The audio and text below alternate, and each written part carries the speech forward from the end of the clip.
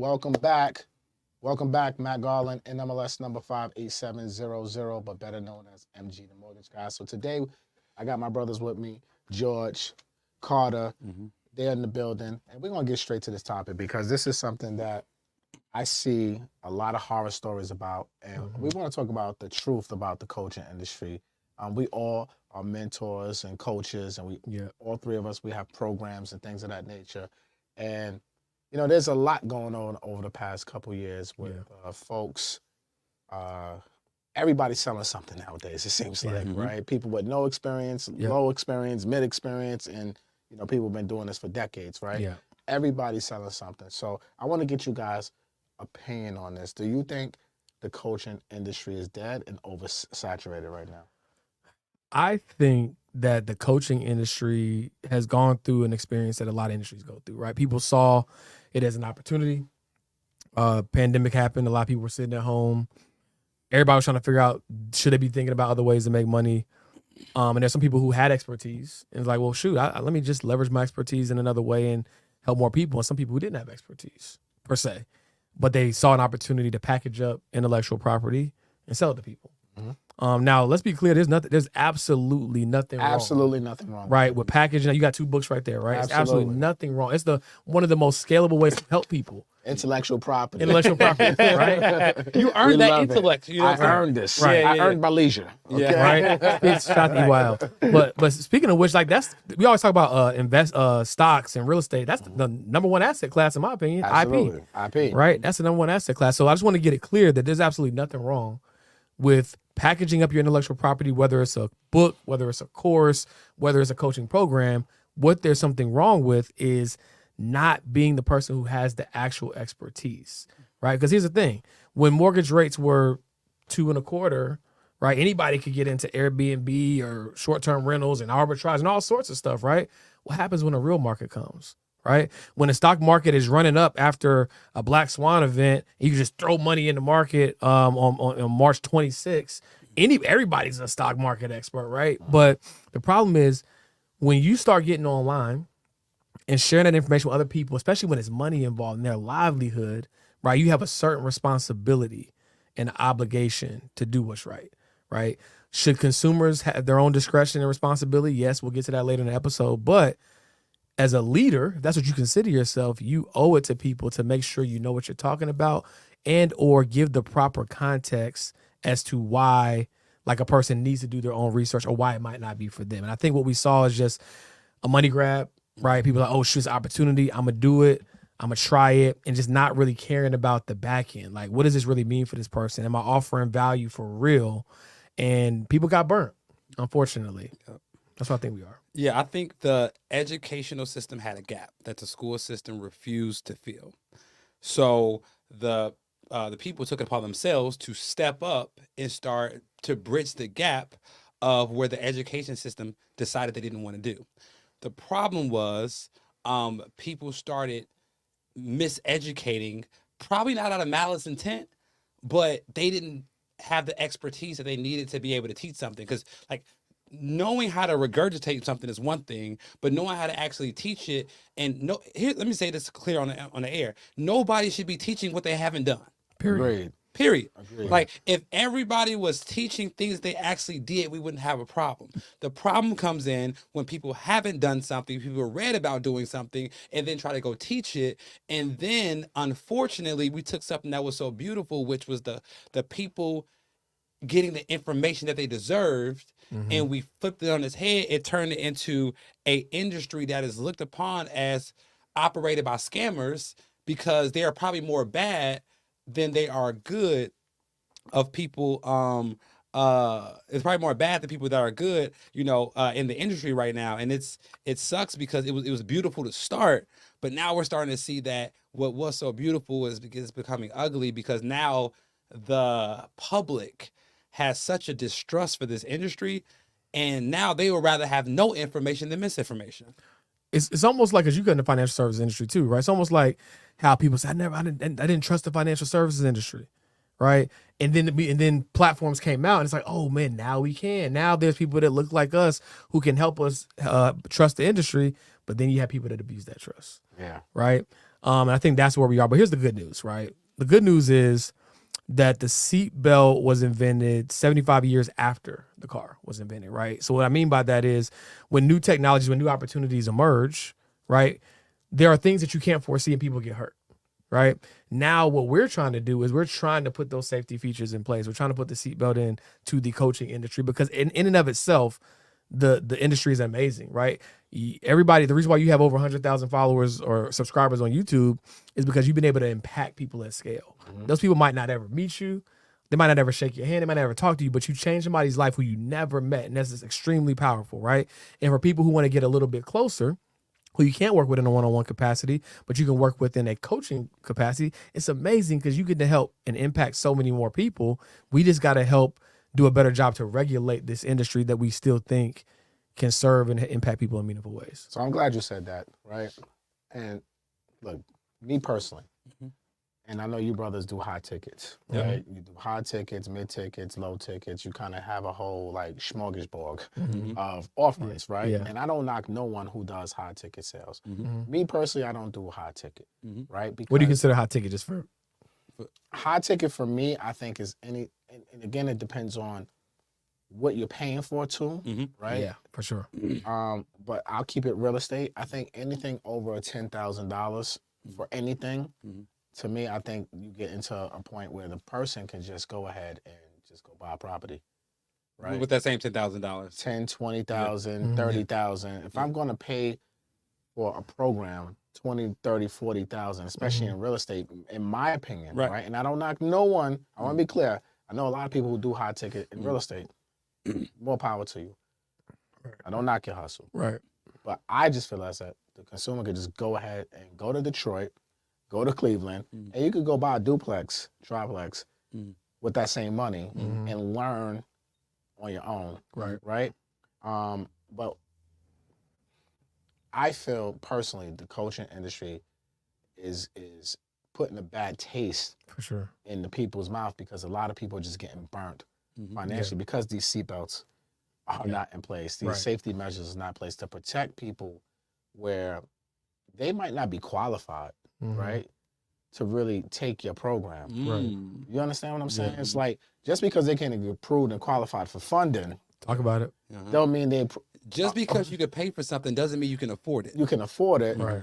but it doesn't even mean you're going to move forward and Right. and execute, right? So I think one of the safety measures has to be the vetting of people who are being entered into these programs, right? Because just because Miss Tanya wants to go ahead and Shout out to Miss Tanya, whoever you are. Shout out Miss Tanya. Shout out Miss Tanya. No shade. Tanya like Miss that. Okay, Miss Tanya. Miss Tanya like I'm Shout out to Miss getting Tanya. results. I'm getting But results. it's true though. Like just because she can get the funding, she may Yeah. have a couple dollars, and she's motivated, she's hype, and you go to these events, and it's like the altar calls. It's like, oh shit, like you like, I'm about to change my life if I pay this $30,000. Yeah. And then next thing you know, Miss Tanya is like 6 months later, I ain't get nothing accomplished.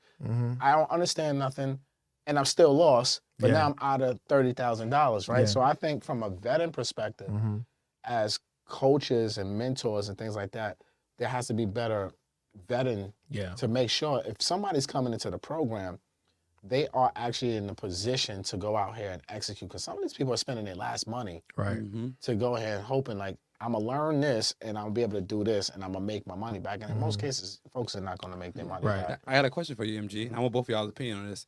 What level does the responsibility fall on the consumer, and what level does the responsibility fall on the coach? Right, like as a coach, you say should we do some vetting, but do we give the consumers any responsibility in this? 100%. Yeah. I think you got to look yourself in the mirror too as the consumer, right? Because you're an adult. At the end of the day, we're all adults. Let's be clear. Yeah. But nobody put a gun to your head. Yeah. No one told you to go in your wallet or fill out an application and put your social and date of birth. Yeah, there's a lot of steps on the way to It's pay a that lot. money. It's a lot of steps to get to this funding, right? There's Yeah. a whole application process that you have to complete and take your time to do so. Right. No one told you to do that, right? So I think absolutely, the consumer has to bear their own responsibility as well.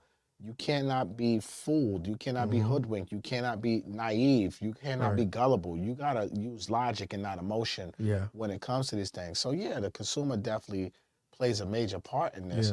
But I also think because we are black and brown folks, and we are targeting mostly our own community, right? With our marketing and our branding. Yep. It's our people, it's our cousins, it's Right. our aunties, it's Right. our uncles who are joining these programs, right? Yep. I think we have to also look at it too and say, you know what?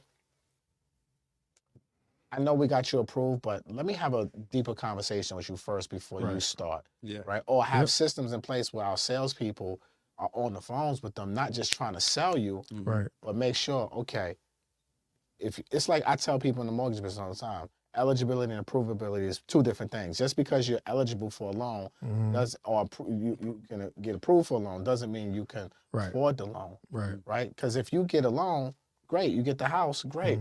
You miss a couple payments, guess what's happening? The bank gonna foreclose. Yeah. Right. They Because gonna the house take it. isn't the last thing you're gonna pay for. No, Like- no, not at all, right? Yeah. So I think even when people come and get loans, and we're looking at the DTI, we're looking at all these criterias that we have, we also have to use common sense and be able to say, yo, look, we can get you approved, but you should go $100,000 lower Right. to make that payment a little bit more affordable because Yeah. we're approving you off your gross income, not your Right. net income. And your net is really the take home. And with all your bills outside of what's on your credit report and your mortgage payment, you still have to live a life.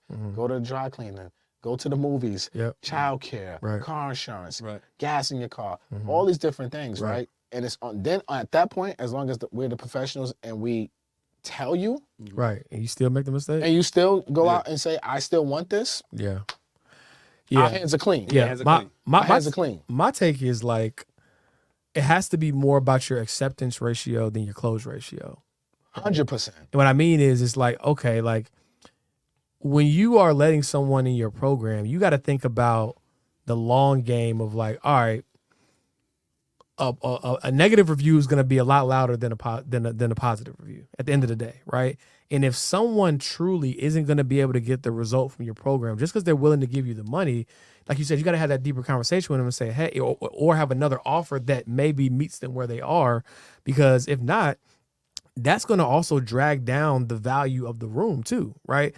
Imagine a room that's supposed to be for a certain objective, right? It's like, hey, everybody in this room at least has this income level, at least can do X, Y, and Z. And you got somebody asking how to set up your domain on your website or whatever, your program is, right? Like you just have to put people in a situation for success. I think sometimes coaches are just looking at, well, the lick, right? Like, well, they willing to pay me right now and not thinking about what does this mean for the long-term impact of my program. If you go back to like Ivy League schools, I'm not with the pretension of it per se, but at the end of the day, what it is like, if you got in here, like, okay, like You're vetted. Yeah, you're when supposed to you be step here. in a class at Harvard, everybody in here belongs to be. Everybody came here. from a school about you was the man or woman at your school, but everybody was the man or woman at their school. Yeah. So Right. the best of the best. It's the best of the Which best. is the value in that, because that's how big companies, Facebook gets made, because all the smart people are in the room together actually getting to the next level. Right. And I'll be the first to admit, this was hard for me to accept because, in the coaching space, well, in life in general, somebody's trying to pay you money,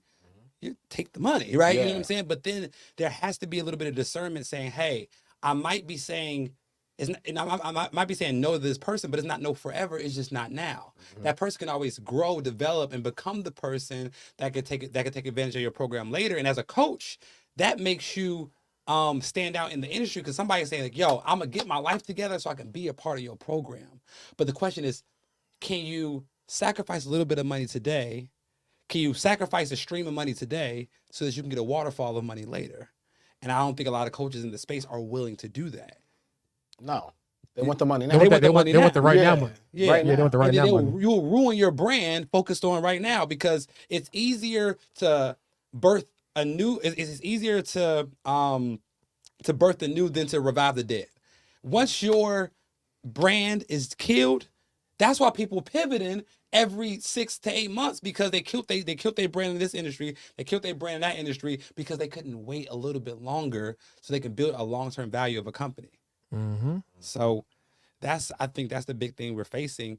And then like, I think a vetting thing for the people is like, see if your coach has the credentials in that industry. I agree with that. Right? I'm a CPA, licensed financial advisor, right? Like if the person doesn't have the credentials, not to say school is everything, but that should be an easy vetting mechanism. Right. Because if you don't have your mortgage loan license or whatever, like, you probably don't know Right. enough to be trying to teach at least the masses that. No, I agree with that. I think you have to, whatever you're teaching, you should have receipts of you actually doing it, Right. right? And you should have some sort of credentials. But there's a lot of coaches out here. There's coaches for everything. Yeah. Like, I'm a coach. I teach you how to wake up. Wake up early and refresh. Refresh, right? Like what? Like, Yeah. I be seeing And people all pay types for of shit. This is the most bugged out thing in the world. People literally paying. They're paying tens of thousands of dollars Right. for shit. I'm like, why are you paying for this? Yeah. It Right. doesn't add up to me. But it's Right. like, all right, whatever. But I think again that comes from the consumer now betting better. It's like even in the mortgage industry, right? If you look at the mortgage industry when the market crashed, you look at when the market crashed, the blame was on the banks, the mortgage brokers, and everybody. But Right. the consumers, the ones who signed the paperwork, they knew what the hell they was doing too. Right. Yeah. No one told you to go buy 5 homes with no docs and no down payment. Just because we can do it, don't mean you should have done it. You know what I'm saying? So I think the consumer also has to take the responsibility, say, you know what, I need to vet more, right? I need to vet out my coaches. I need to get some testimonies. I need to speak to people who are in the program just to see, okay, is this something that could really work for me before I go out here and spend this money? And most importantly, just like ask yourself, is now the right time, right? If this is going to stretch you to where you questioning if you have enough money to pay your rent or pay your mortgage, this more than likely ain't the program you need to invest. I don't care if the person teaching you how to make money option. I don't care what it is, right? Like the way money works, the more you chase it, the more it eludes you, right? So if you get into a program thinking that you're gonna get some immediate result, it's probably gonna take some time for you. 100%. So I think the number one objective as a consumer is like understanding the difference between being afraid and not being ready. Right, like if you've never done something, even if it's 10,000, like you might be afraid, right, to make that decision because you've never done it. That's okay, right? You could do something scared if you look in your bank account and there's still gonna be more money there if I pay the 10, right? But if you're unprepared and you got to move this around and liquidate this and borrow, take a brick from your house, to like give some blood, like maybe next go round. Yeah, this ain't for you, right, man? And that's okay, right? And being okay with and a coach or a leader. Like that's your first opportunity to coach for free. Like, hey, I'm grateful for your trust in me. I know you believe what this program could do for you, but I don't want to put you in a compromising situation. So we'll be here when you're ready. We ain't going nowhere. How long you been in the mortgage industry? 21 years. How long you been a CPA? 11 years. I've been a financial advisor for going on 13 years now. We not going nowhere. Yeah. Right. So it's like we will be here when you're ready. And in the meantime, tap into YouTube. In the meantime, tap into social. In the meantime, like when you don't have money, you have time. You have to have time. You can't say you don't have time. Yeah. Right. If you don't got time or money, something wrong. Right. One or the other. If you don't have money, you have to use your time, right, to learn. And then at some point, you will have excess money, and you can use that money to collapse time. That's the purpose of money. It's like it's to buy back time or to reduce the time it takes you to get your desired results. Right.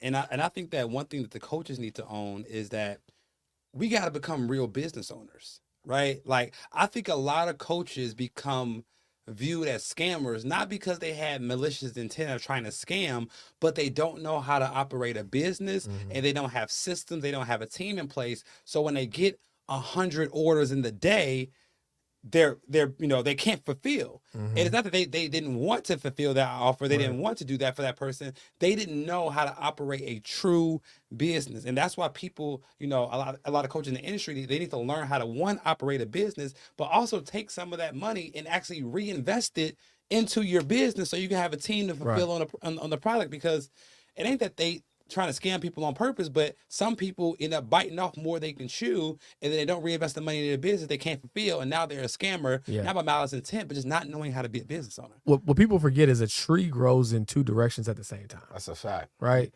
But everybody focuses on the fruit. Like, I'm going to get all these apples. I'm going to get all these. Like, they're only focusing on, like, what everybody else can see. They're not focusing on how deep do I got to dig to build this foundation and build something that will be sustainable. Right, like we was talking about expenses on the way over here, right? Like payroll is heavy. The payroll, the team, the software, the systems, the traveling, required to run this machine. Because if you're valuable to your business is not valuable, right? Like you want to be a coach, you want to be online, you want everybody to know you. That's cool. The challenge with that is what happens when you want to take a vacation? What happens when you want to get behind the scenes? Do you have a real business that can run if you're not a talking head the whole time, right? Do you have a business that can run because you got team that can keep the business going when you're not around? Like if you don't have that, you have a very expensive. You're self-employed, right? And I think that's the thing that people got to realize. Like you got to have an end game. You got to have an exit. At the end of the day, you can't have an exit being the face of the business, taking people's money, putting it in your pocket, and they're solely relying on you to get a result.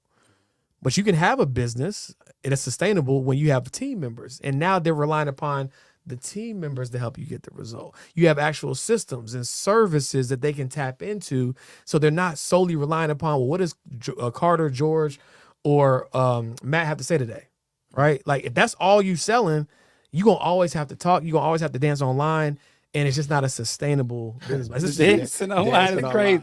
Yeah. Dancing online is crazy. As a grown man. right. It's a little wild. So yeah, it's again, the seatbelt was invented 75 years after the car, right? So the question now becomes, as seasoned professionals who have been in the game with businesses, who have taken advantage of being able to serve and impact. That's why we launched these businesses, because we want to serve and help more people. What do we think are some of the next steps that we must do or that people must consider? Yeah, that was going to be my Right. next question to you Yeah. guys, right? Like, what are the actionable steps that whoever's out here coaching, Yeah. running programs, courses, whatever it is, what are the steps to transition Yeah.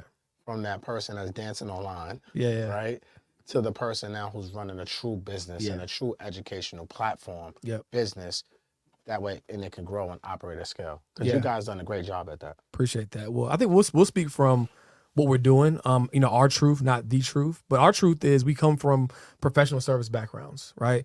When a few years ago, when Carter sold his firm, right, to be able to serve and help more people, the number one question that he got to meet every day was, "Can you do my taxes for me?" He's like, "Oh," but the good news is he still had strategic partners that we keep. It'll get done. Don't have to be done by me, but it'll get done. Yeah. Right. Yeah. So one thing that we did is we say, you know what?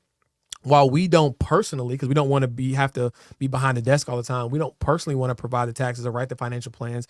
We want to make sure that our programs are powered by financial services firms, right? So when you join our program, you get access to a CPA firm and you get access to a wealth management firm. So that instead of just learning about information, you actually get implementation, because that's the gap, right? Like people get all this information and they don't know what to do with it. So I think, you're not saying that coaches have to be the ones doing it. Not saying they have to start a service-based business, but what I would encourage you to do is to have some type of strategic partnership at a minimum, that when someone joins your program and whatever the desired result that you're promising them, there's some type of hand-holding service component that can increase the odds of success. I can't guarantee it, but we're still dealing with adults that they got to show up for the calls, they got to do the work.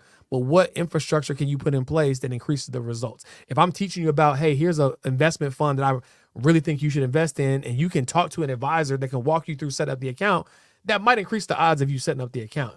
If I tell you that you should have a trust and an estate plan so that you can actually create generational wealth and not just talk about it online, it might actually happen if we have estate planning attorneys, right, who can help you do it, right? So that would be my thing, is how can you set up strategic partnerships if you don't have the desire to stand up a service component to make sure that you're increasing the odds of people getting results? Because if they get the results, they're not going to call you a scammer. They're only calling you a scammer is because they signed up and either one, your back end's janky, you didn't deliver on what you promised, but more realistically and optimistically, you just didn't have a process and a system to aid your people from A to Z. So that's what I would say is a good next step. And I'll build upon that. I think that as much as we focus on our close ratio, we need to focus on our client success ratio. Like I bet I can ask any business owner right now, what's the closing ratio for your program right now? They know off the top of their head. But if I ask them, what's the success ratio, what are your students?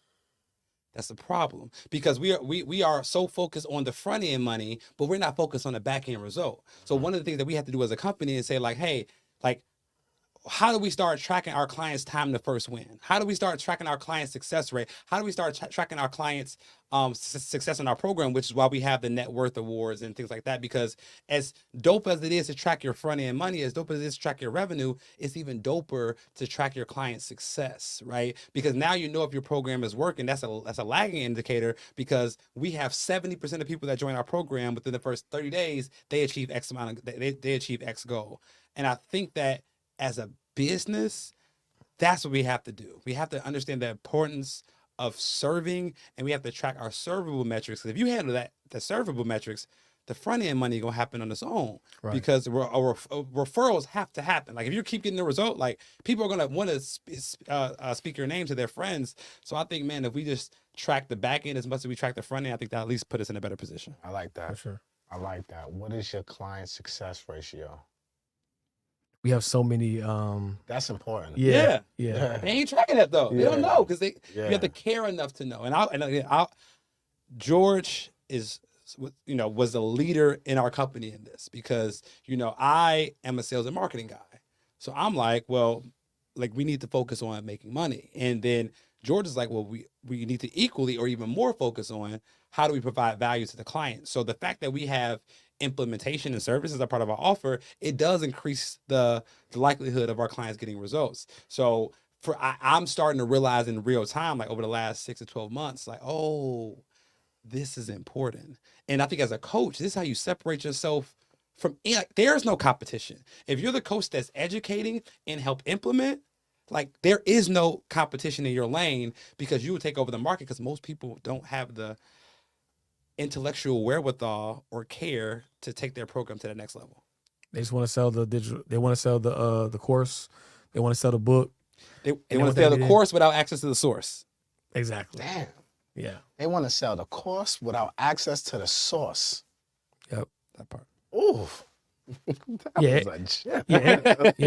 I'm gonna let them. You know how somebody hears something from you one time, they use it to. I don't know. I heard of somebody, but that's mine now, Hey, Jack. it's yours. That's mine now, it's yours. Jack. I heard it That's from you mine first, so it's deemed and proclaimed. Yeah, that's yeah. your line now. for sure. But that's the key. I mean, if you actually care about the client results, right, then at the end of the day, you should want to give some level of access. And that's the beautiful thing about a coaching program, is it's access at scale. You can get on Zoom, whether it takes the same effort to talk to one person as it does to talk to 100 or 1,000, right? And you spend a little bit of time for Q&A, right? And then you get really good and you train other people in your program to be able to do that as well. So coaching programs are not dead. They just need to be reimagined. Do you think, I'm glad you said that, do you think high ticket offers should go away? I think high ticket offers, with the same way I was never a fan of being able to get $100,000 of student loan debt and there's no pipeline to getting a job or whatever. Yeah. I think that if your program doesn't have some way for people to at least double their investment, right, that's trackable and verifiable, yes. I don't think you should be offering a high ticket coaching program because you can talk really well and people are going to be listening to you for the next 6 weeks or 6 months or a year. Yeah, from if that's the measuring stick, yes, I do think they should go away. But if you have a trackable and measurable way for people to get their return on investment back, that's like anything else, right? If you invest in real estate and you get your ROI back, great. If you invest in stocks, you get your ROI back, great. If you invest in a program and you do your part and you get your ROI back, great. But if there's no path and no process to at least increase the likelihood of that, or there's no proof that other people have been able to do that, I think that people should reimagine having a high ticket program. Yeah. Like if you're not willing to offer a guarantee on results, you probably shouldn't be offering that price point with no backup plan. Like if you say my offer is $30K and that's it, I ain't got nothing else. Cool. Well, do you have a $30K guarantee? Are you going to guarantee, like if you have a real estate coaching program, okay, cool, you're going to charge $30K. Are you going to guarantee they leave your program with a property?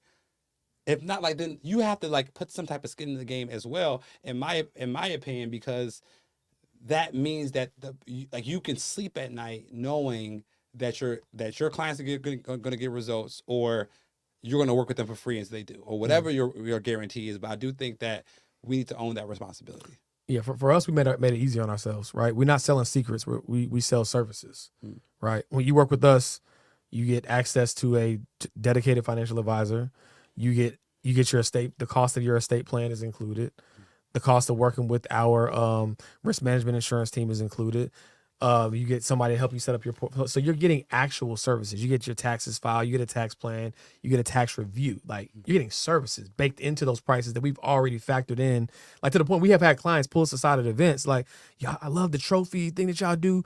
I got my program now and I bought some trophies. But I was like, yo, this how much they paying for them trophies? Like, she really asked, were we making any money from the Yeah, program? you came to our last event. Like, it was phenomenal, bro. Yeah, You know? I ain't gonna hold you. And so she asked us that, and that's what we always said. It was so refreshing because we want our clients to feel like they're robbing us. If we do that, we'll never go out of business.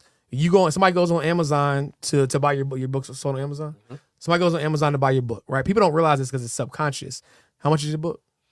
On Amazon, I think it's probably like $25. $25. Like that. Whether they know it or not, one person has made a subconscious agreement that they believe they're going to get way more than $25 worth of value out of the book. 100%. That's the way the whole economy works, right? And as long as that is actually true, everything works fine, right?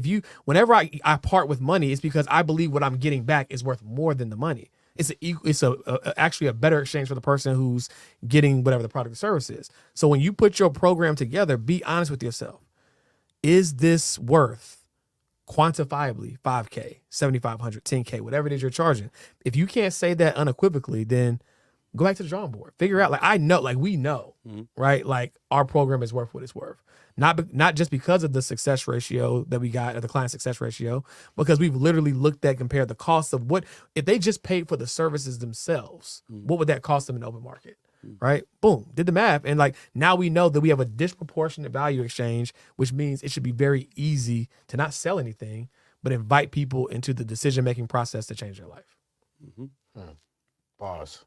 Yeah. Good boss. And I think that one thing, to your point, MG, that we do really well is we do have and I think every coach have some type of vetting system on the front end, right? So if client wants to work with us, we make them take our 5-day training, because we want to train them on all aspects of wealth building, on all aspects of tax strategy, on all aspects of financial planning, and then see if they're a client that is ready to for us to serve. Because if you can't make it through the 5-day training and you don't pass some of the assignments that we give you, you're probably not ready to work with us, and that's okay. Right. But we just don't let nobody hire us randomly. We make them take on our 5-day challenges and trainings, not because we think that we are the Harvard or Stu, but we want to make sure you're ready. Yeah. And if you're not ready yet, it's okay. It doesn't mean no. It just means not now, because we're doing our best to make sure that we vet, and that when somebody does work with us, we can guarantee the result, because we know who you are on the start. So we know who you're going to be at by the end of the program. And I think that is the way we're trying to separate ourselves from the other coaches in the industry that might not be running their programs at the highest level. Yeah. Okay. So I know you guys are coming out with another aspect of the business about helping coaches get to another level. Yeah. Let's talk more about that. Yeah. So the first thing, offline before we started this, right? We talked about how, coaches have just pandered and just oversaturated to the consumer market, right? I think one of the things that can help the coaching industry is let those people breathe a little bit, right? Like let them get back to giving free value online, your podcast, your YouTube, let that be for the consumers, right? So they can rebuild trust with you and just know that you are here to give value. And so for us, one way we thought to do that is say, hey, look, we're going to continue to create. We've got 3 shows a week on our YouTube channel, post 3 posts a day on Instagram. If you're a consumer, somebody just working a 9 to 5, just trying to figure it out, we got you, right? For free, right? With that content. But what we decided to do is for all the people who are coaches, consultants, service providers, founders, right? We're you know what? What better way to help them show up more authentically for the people that they serve by making sure that their personal finances are together. So our goal is to turn business profits into personal wealth for world leaders, right? And world leader doesn't mean you have to be somebody super fancy, but somebody who's listen, I've built a platform, big or small, and I'm trying to help serve other people. But before I go out there and help serve other people, let me make sure that my behind the scenes life is together, right? You got coaches all the time talking about generational wealth, and they ain't got no estate plan. They ain't got no trust. They ain't got the investment account set. And that's not to shame them. That's to say, hey, look, we're here to advocate for you. We know what it's like to build this type of business. We happen to have the actual expertise let us serve you so that you can show up even more authentically to your audience. How much more convicted do you think you'll show up knowing that your finances are together, right? You're not posting the revenue screenshot, but knowing that you still got a tax bill that's outstanding, right? Or that your cash flow ain't together because you don't have nobody helping you do that. At the end of the day, nobody talks about how hard it is to be a coach or a leader where everybody's depending on you. All decisions have to flow through you. And we thought, what better way to improve the industry by serving those people behind the scenes, making sure their money's together so that when they're going out, they actually are who they say they are. Yeah. Because you don't have to do as many money grabs if you take care of the money. Right? Like if you make the money online and then you take care of it, invest it, save on taxes, you don't gotta run so fast that you end up causing distrust in your customers. A lot of people cause distrust in their customers because they run up a bag online, they spend the money, and now they got to do another launch because they didn't take care of the money. But what happens when you take care of the money on the front end? And then you probably can do better business on the back end. But a lot of these coaches and consultants don't know how to manage their money. They don't know how to save on taxes. They don't know how to start investing. They don't know how to make money outside of their business. So they're forced into doing money grabs, which destroy their brand. So if we can allow them to take care of their finances, maybe they can take better care of their customers. I love that. So if a coach is watching this right now, someone wants to get into the coaching industry, how do they reach out to you for you guys to coach them on doing better business? Yeah, so we actually have an upcoming 5-day virtual summit that we call a Multiply Your Money Challenge, affectionately now called the Financial Festival. Because we had one the other week, and somebody was like, "Yo, this is lit. It's like a concert, but for making money."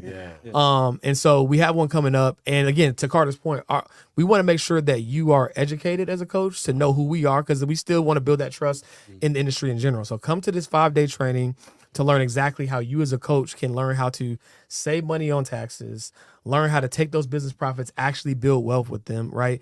Maybe get access to capital the right way, right, to grow and scale your business, and ultimately just be who you say you are to the public, right? And so that's what the 5-day challenge is going to be all about. They'll learn how we work with our clients. And again, the reason why we host them is because we don't want there to be any guessing game about who we are, what we do, and how we do it. You'll have 5 days to vet us out. Right? 5 days to vet us out. And if you think we're the advisors and coaches for you, great. If you think you want to work with the top CPA for millennials, great. If you think you want to work with the top 100 advisor in the nation, great. You can make that choice after being educated. And then if you qualify, then you'll be invited to learn more about working with us. Okay. What's the website?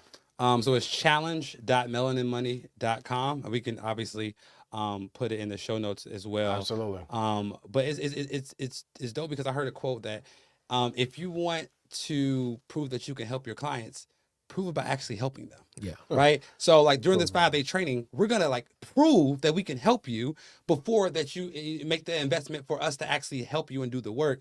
Because I think if you don't have enough, if you don't have enough information to teach over 5 days, you're probably not good enough to be teaching in the first place. So we want to, dispel the myth of people not leading with value. We want to lead with overwhelming value. So you're like, hey, look, bro, I've seen enough. Y'all my guys. Yeah. Well, there you have it. Tell them how to tap in with you guys. Yeah, so on social, IGs are probably our most active platform. I'm George Achimpong Jr. Definitely got to put that in the show notes. Yeah. That's my last name. Cofield_advisor. Yeah, you stupid. Cofield_advisor. And together we are Melanin Money. We have the Melanin Money YouTube channel they can check out as well. But other than that, guys, we look forward to tapping in and helping y'all out. Well, there you have it, ladies and gentlemen. George, Carter, thank you for coming to the studio. Absolutely. You know, I don't have too many guests in the studio no more. I wonder why, Tooks. Put him back to work. Put him back to work. Nah, Tooks is he doing his thing. I know. I'm very proud of Tooks. But good to have you guys Appreciate you, brother. in the studio. Thanks for coming, dropping gems. Yes, sir. Make sure you guys tap in with them. Matt Garland, NMLS number 58700, but better known as MG the Mortgage Guy. Peace.